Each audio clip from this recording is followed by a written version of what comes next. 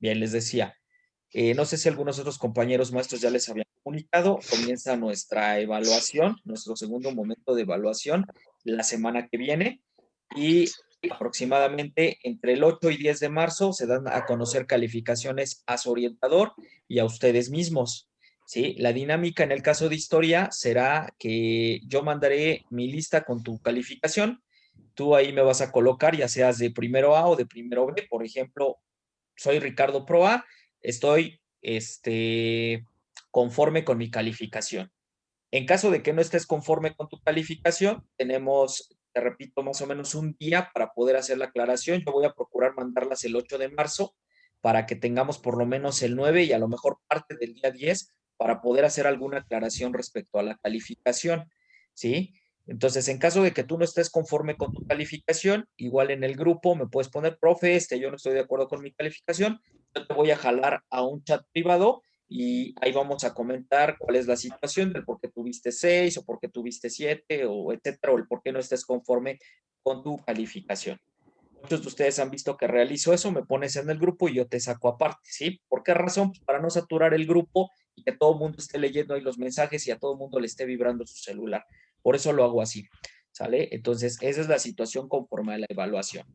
Por ahí nosotros tuvimos ya un momento de recuperación que fue la última semana del mes de enero, en donde algunos de ustedes acudieron al llamado para regularizarse y asimismo se les anotó en la lista. Por la premura de los tiempos, si alguien más decide regularizarse, se tendrá que someter a un cuestionario que se aplicará en Google Forms. ¿Sí? Este cuestionario o este link yo lo estaría enviando entre el lunes y martes de esta semana que viene y tendríamos aproximadamente 2 días para poderlo responder. Dependiendo de esa calificación, sería tu regularización. Ya no va a haber oportunidad de que entregues todos los trabajos o de que entregues el trabajo que había mandado en la regularización. ¿Por qué razón? Porque pues hay muchos alumnos, ¿sí? De varios grupos que quieren regularizarse o que quieren hacer trabajos. Entonces, esta semana sería muy saturada, ¿sale? Y tengo yo que empezar a evaluar a todos los demás y también por respeto a los demás que han entregado trabajos puntualmente. No sé si hasta aquí tuvieran alguna duda, chicos, chicas, que quisieran expresar o externar. No, Adelante. profe. ¿Sí? No, profe. No, profe. No, maestro. Bueno, entonces ya quedamos claros. 8 de marzo, por ahí estaría enviando las listas con calificación. Tendríamos parte del 8 de marzo, 9 de marzo, para que tú pudieras aclarar alguna situación de tu calificación. Después de ese día, chavos, después de ese día, quiero ser muy claro, ya no se va a poder modificar la calificación. Si tú tuvieras alguna duda y me dices por ahí entre el 10 u 11 de marzo, sí, va a ser muy complicado que yo pueda modificar la calificación. Sí, te repito, probablemente el día 10 de marzo todavía tengamos oportunidad de que hagas algún cambio, pero después de ese día ya no se va a poder. Entonces se los anticipo desde ahorita para que al ratito no haya malos entendidos. ¿Vale? Si no hubiese dudas, pues vamos a iniciar entonces ya de lleno con nuestro tema del día de hoy, porque pues, se nos va rapidísimo esto del Zoom. Y pues por aquí, recordando un poquito lo que vimos la clase anterior, ya saben, me gusta iniciar siempre con recordando qué es lo que se vio la clase anterior. Dejen que cargue mi libro de texto. Y pues bueno, bien. Me dicen cuando ya vean el libro de texto en pantalla.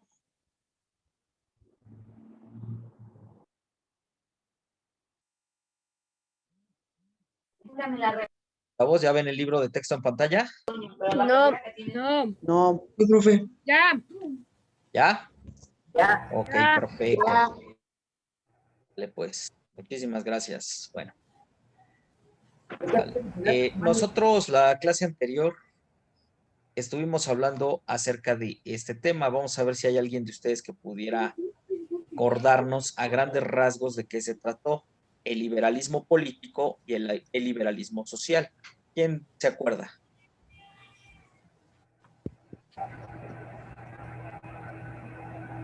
Ah, no, ya me acordé, ya no. Bien, ¿quién se acuerda, chavos? Yo, maestro, Jocelyn. A ver, Jocelyn, adelante. Es que liberalismo es con el que todas las personas deben ser tratadas igual y que el social es uno de los modelos familiares conocido como la burguesa, y el político fue a mediados que fue acumulado riqueza. La Edad Media vivió de la renta y la explotación de las tierras heredadas, no pagadas impuestos y basaban de varios jurídicos. A ver, bien. Perfecto. Tenemos... Yo, Yaritzi Sánchez. Ok, Yaritzi, adelante. El liberalismo político era el que defendía la libertad individual y la reducción del poder del Estado, y este se popularizó en la burguesía para promover el comercio, mientras que el liberalismo social era solamente la aplicación de todos los principios, pero en la vida de los individuos. Excelente, Yaritzi. Muy bien, las dos. Muy bien en sus explicaciones. Antes de que pase, necesito anotarlas. Ay, un gemelo, ya no. Permítanme tanto. Para que me den su nombre, por favor.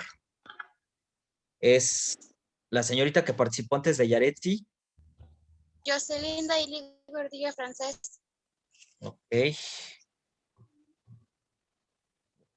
Jocelyn. ¿Desde primero B? De primero A. Primero A. ¿Qué número de lista? Número 14. Perfecto. Y Yaretsi. Número de lista, por favor. 35. De primero A, ¿verdad? Sí. Gracias. Bien, pues como lo mencionan sus compañeras, efectivamente la clase anterior hablamos esta situación del liberalismo político, de la participación de la burguesía, ¿sí?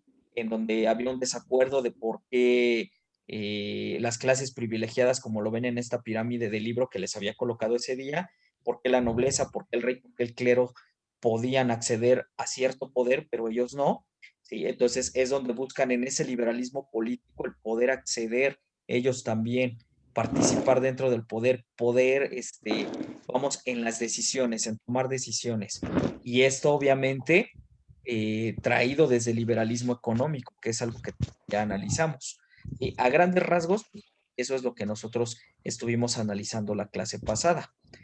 El día de hoy, pues bueno, vamos a dar un giro, ¿sí? Un giro a los temas, ¿sale? Y vamos a entrar de lleno con esta situación, que ahora es, ¿sí? La burguesía y las revoluciones liberales. Me dicen cuando ya vean las diapositivas, por favor.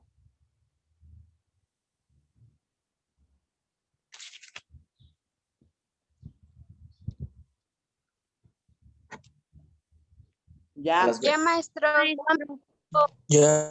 Ya, Bien, profe. bien, muchas gracias. Bien, tenemos entonces aquí la burguesía y las revoluciones liberales. En específico, iniciamos con la independencia de las 13 colonias.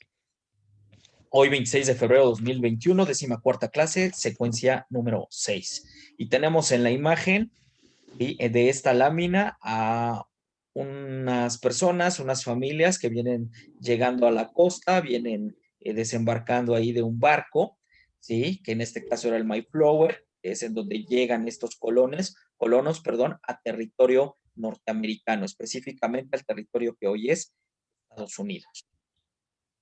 Vamos con nuestros materiales. Bien, tenemos nuestra plataforma Zoom, clase en línea que está siendo grabada, nuestras diapositivas en caso de que el alumno no pueda ingresar a la clase en línea o grabada, o bien no cuente con el libro de texto. Este es un apoyo, las diapositivas, para que tú te puedas guiar. Tu libro de texto, quien lo tenga y sea la misma editorial, páginas 56-58, tu cuaderno y nuestro medio de comunicación, el grupo de WhatsApp y la misma clase en línea. Tenemos aquí un aprendizaje esperado. ¿Quién me puede apoyar a leerlo? Yo, maestro. Alexis Julián. Dale, a ver, Alexis Julián. Identifica el papel de la burguesía en las revoluciones liberales. Perfecto. ¿Qué significará la palabra identificar? Como más o menos Reconocer. Ok, reconocer. Es como cuando yo les digo, identificas este suéter, un ejemplo, ¿no? Un suéter sea de tu papá o de tu mamá. Yo te digo, ¿identificas este suéter? ¿Qué es lo primero que tendrías que hacer para identificar el suéter? ver el color y cómo es. Examinarlo. Sus características. Revisarlo, maestro. Muy bien. Ver las características, ver el color, ver la talla tal vez, ¿sí? En fin, si es tejido, si es bordado, no lo Ver sé, cómo ¿no? está hecho, ¿Ver cómo qué? cómo está hecho. Ver cómo está hecho. Entonces, nos damos cuenta que el identificar es analizar esas características, ¿no? De un suéter, vamos a buscar las características para poder ver si realmente es de mi papá o de mi mamá ese suéter. Bueno, sucede lo mismo aquí con nosotros en nuestro aprendizaje esperado, ¿sí? Tenemos que identificar el papel de la burguesía en las revoluciones liberales. Y yo te preguntaba ya muchas veces, ¿quién inicia las revoluciones y las independencias en los países? ¿La gente que es pobre o la gente que está en una clase media? La gente que está en una clase media. La clase media. Perfecto, Rosa María. Así es, perfecto, Ricardo Proa. La gente que está en una clase media, y lo hemos dicho muchas veces, ¿por qué razón?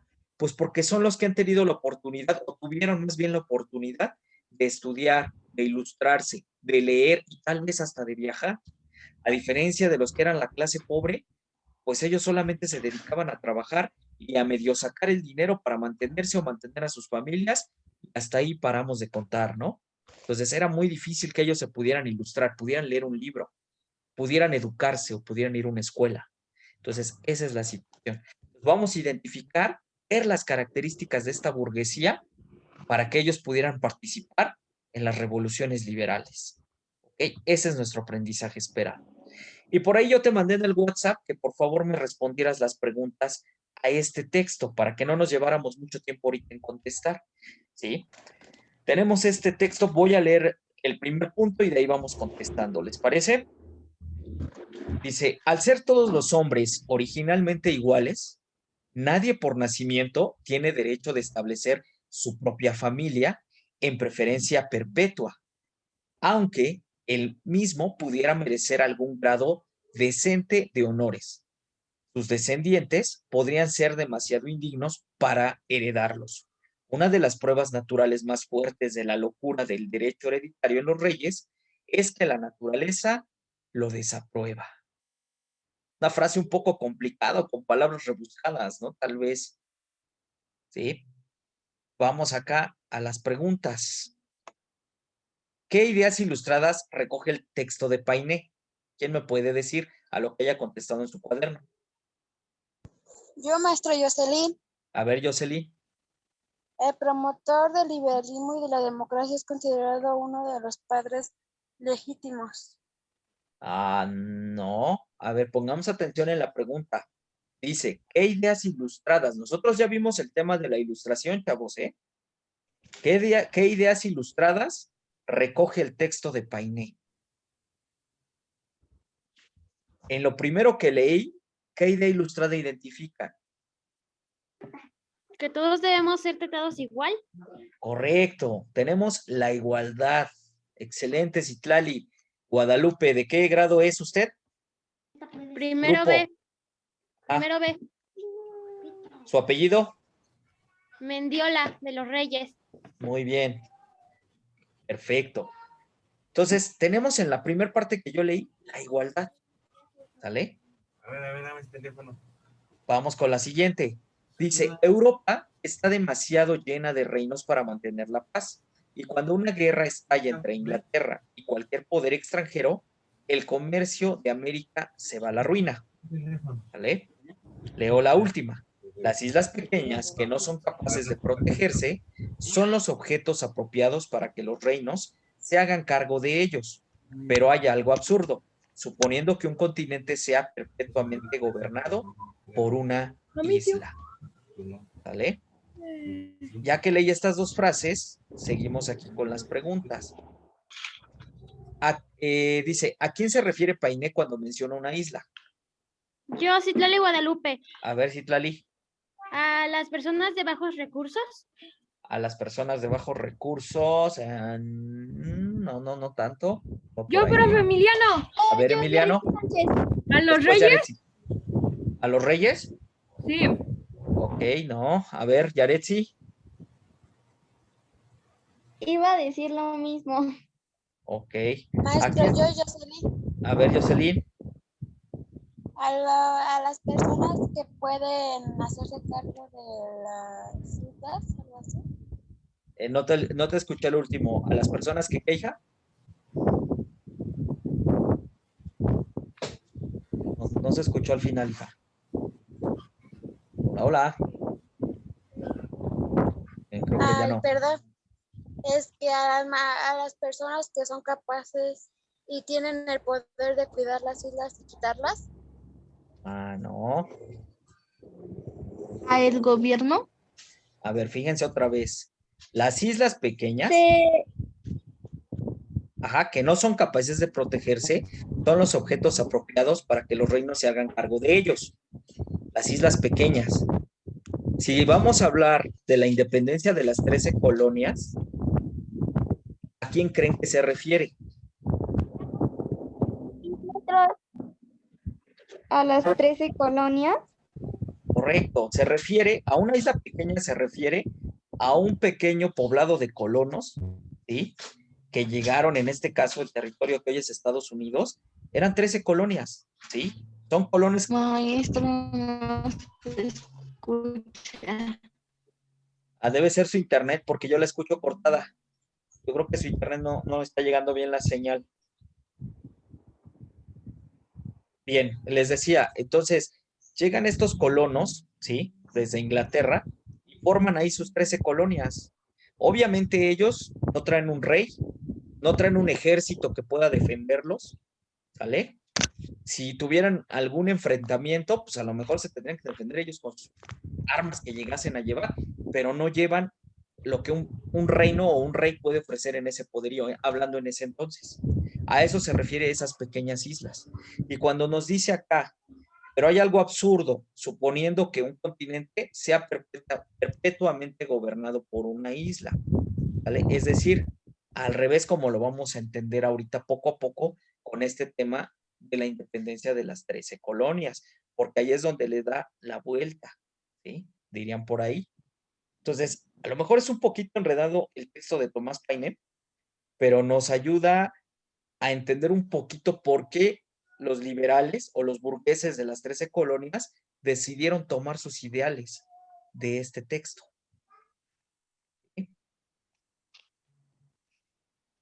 Bien, el texto de Tomás Paine defiende los intereses de qué grupo social.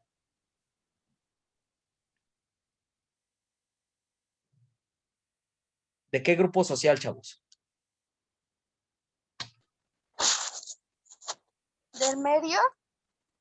Correcto, de la clase burguesa. ¿Ok? De la clase burguesa. Bien. Vayan ahí corrigiendo sus respuestas, ¿eh? Si tienen que ir borrando, váyanlo haciendo, por favor. ¿Vale? No, me faltó esta. ¿A quién se refiere cuando menciona un continente? ¿A quién se referiría entonces? A los reyes, ¿no? A los reyes. ¿Mandé? No, nada. Ok, a los reyes, a los reinos, ¿sí? Al poder. Sí. ¿Ok? Tierras, maestro, ¿Mandé? la gran extensión de tierra. Sí, a los reinos, las grandes extensiones de tierras, pero referidas a los reinos. ¿Sale? Dice después, ¿de qué país se independizaron las 13 colonias de Norteamérica? Reino más. En la ¿De Gran qué? Bretaña. De la Gran Bretaña. Bretaña. De la Gran Bretaña, así es. Y finalmente, ¿sabes qué son las reservas indias en Estados Unidos de América? Yo, maestro Jocelyn, A ver, Jocelyn. son territorios que se encuentran bajo una soberanía. ¿Soberanía de quién? A ver, ¿quién le ayuda a Jocelyn a complementar la idea? Porque está incompleta. De las tribus nativas. ¿Una soberanía de las tribus nativas? No.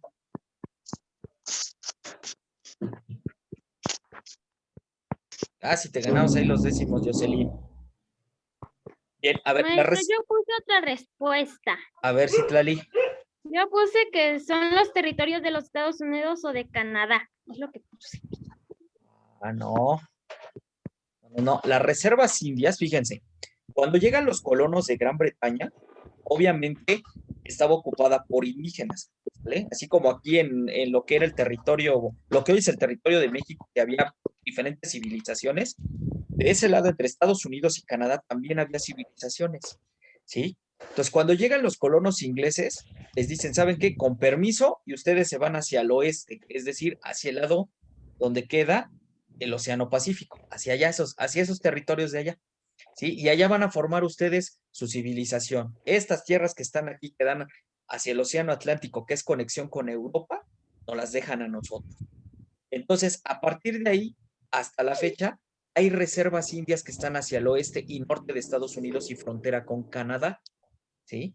En donde ellos gozan de una soberanía, como aquí nuestros indígenas en México. Si tú te vas a Chiapas, vas a encontrar grupos indígenas. Si te vas a Temuaya, vas a encontrar grupos indígenas que gozan de una soberanía y que está sustentada en el artículo 2 de nuestra Constitución. ¿Sí? Si algún día quieres ver por ahí la Constitución, lee el artículo 2 y vas a ver. Ajá, pero eso ya es otro rollo. Bien. ¿Hasta aquí alguna duda? No. Y vas a ver. No. ¿No? No. Perfecto. Vamos. Perfecto. Por ahí quien tenga prendido su micrófono, por favor, si lo puedo apagar porque se escucha muy poco. Gracias. Bien, dice después, las colonias británicas en América. Y coloco aquí el mapa que está en tu libro de texto, que es lo que te decía, se ubica aquí en el Océano Atlántico. Es esta curvita que tenemos aquí, donde está el láser. No sé si lo alcancen a ver, que lo estoy marcando aquí en este mapa, donde se ubican las 13 colonias, ¿sí? Y dice, inicios del siglo XVIII, ¿correcto? Hablamos del año 1801, se asentaron en el norte de América los primeros colonos provenientes de Gran Bretaña. Pertenecían a una pequeña comunidad de protestantes radicales conocidos como puritanos, debido a que proponían, híjole, ya salió aquí el anuncio de Zoom, una purificación de la moral y una transformación de la vida religiosa a través de el trabajo colectivo, la humildad y la austeridad, ¿vale? A diferencia de los conquistadores españoles que eran católicos, los colonos que llegan a Norteamérica son protestantes. Por eso, no sé si llegaste a ver hace unas semanas cuando tomó protesta el presidente Joe Biden en Estados Unidos. ¿Alguien vio la toma de protesta? No. ¿No? No, maestro. Bueno, si son ustedes muy observadores, en la gran mayoría de los discursos o cuando se toma protesta, siempre los norteamericanos dicen y que Dios bendiga América. ¿Sí? Comúnmente el presidente de los Estados Unidos electo realiza su toma de protesta ya sea sobre la Biblia o sobre la Constitución de Estados Unidos. Y la gran mayoría, pues bueno, elige la Biblia, ¿correcto? ¿Por qué? Porque esa es una parte histórica que ellos traen desde que llegaron los colonos. De ahí que también ellos, el último jueves del mes de noviembre, hacen por ahí su Día de Acción de Gracias, donde comen su pavo, así como nosotros en Navidad del 25, ellos lo hacen ese día. ¿Por qué su Día de Acción de Gracias? Porque conmemoran cuando llegan de alguna manera sus padres, sus antecesores, a este territorio que hoy es Estados Unidos. ¿Eso sí lo sabían? No. No, Perfecto, bueno, ya ahora lo vamos sabiendo, vamos aprendiendo. Recursos naturales, ¿no? ¿Cómo viene esta parte de los recursos naturales? Aprendieron a aprovecharlos y ocuparon las tierras más productivas, obligando al desplazamiento de las tribus nativas al oeste, lo que les mencioné hace un ratito. Se dedicaron primero a la agricultura y después al comercio. Establecieron 13 colonias a lo largo de la costa este, que ya lo vimos. Los plantadores recurrieron a la compra de esclavos africanos. ¿Por qué razón? Porque con los indígenas, con los apaches, no pudieron, ¿sale? Ellos se defendieron y no pudieron esclavizarlos, entonces tuvieron que recurrir a esclavos africanos. Por eso es que hay una comunidad también muy importante en Estados Unidos, afroamericana. Dice después, distribución de trabajo y características. Perdón que me vaya más rápido, pero ya me quedan 7 minutos. Dice, en todas ellas prosperó la actividad capitalista, aunque existieron marcadas diferencias entre unas y otras. Los colonos eran gente con orígenes muy diversos. Muchos eran exiliados políticos o religiosos, es decir, que ya habían tenido problemas con la corona inglesa y por eso salieron huyendo de allá, con fuertes ideas liberales, por esas ideas liberales. A mediados del siglo XVIII no se había desarrollado una identidad común, es decir, llegaron los colonos, se establecieron en los territorios, formaron las 13 colonias, pero no tenían una identidad como nación, ¿no? Nunca dijeron, a ver, pues aquí ya estoy en Estados Unidos y somos una nación, o sea, no, cada quien, digamos, ocupó su territorio y cada quien trabajó y, ¿vale? Las relaciones intercoloniales estaban siempre mediadas por la corona inglesa. Como te repito, ellos no tenían un gobierno dentro de sí mismos, quienes los mandaba era el rey de Inglaterra, aunque estuviera del otro lado del mundo.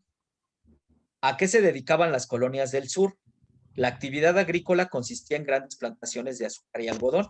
Se requería mano de obra que resistiera jornadas extenuantes de trabajo. Las colonias centrales, el trigo era el cultivo principal y se producía en granjas pequeñas. Colonias del norte florecieron la industria y el comercio, desde las ciudades portuarias como Filadelfia y Nueva York, que Nueva York sigue siendo una ciudad tremendamente importante. Se exportaban productos de gran demanda a Europa como trigo, madera, hierro y pieles, es decir, ahí tenían un puerto que salía los barcos hacia Europa para transportar lo que se trabajaba en las otras dos colonias. También se importaban bienes desde Asia y las Antillas. ¿Hasta aquí alguna duda, chavos? No, profe. No, profe. No, maestro. Perfecto. Y bien, llegamos aquí a este punto. La actividad, ¿qué vas a realizar? Profe, ¿Vas a yo sí elaborar? tengo una duda. Adelante, Yaretsi.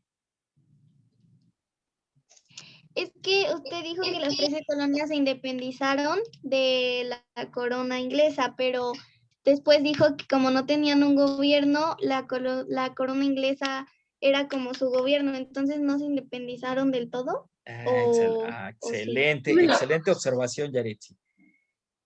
Esta parte del tema se divide en dos. Yo les estoy dando la primera parte para que entendamos el proceso histórico de la independencia de las 13 colonias. Es decir, ellos, ¿sí? Tenían que rendirle cuentas a la corona inglesa.